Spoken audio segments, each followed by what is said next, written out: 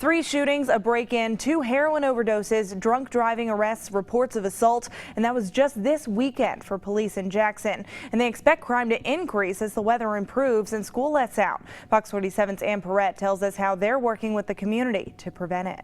Jackson police handled 285 calls for service last weekend, and Chief Deputy Elmer Hitt tells me as the temperature continues to increase, so will those calls. School is out, so we have more our youth out in the community and in the neighborhoods, which tends to draw calls for service. And with no specific crime prevention team, several officers will be working overtime. To put officers designated to certain areas to address problems as they come up. Unfortunately, those are often short-term resolutions, short-term fixes. He and Jackson County Sheriff Steve Rand blame budget cuts over the years for the lack of resources and extra officers. We're finding ways to fill those roles. We're doing what we can with the money we have, and I think by decentralizing it, we might actually have a better product in the long run. The sheriff tells me the community has really stepped up, especially places like the King Recreation Center, which focuses on giving kids something to do when they're not in school. When a child comes home and he doesn't have a parent there,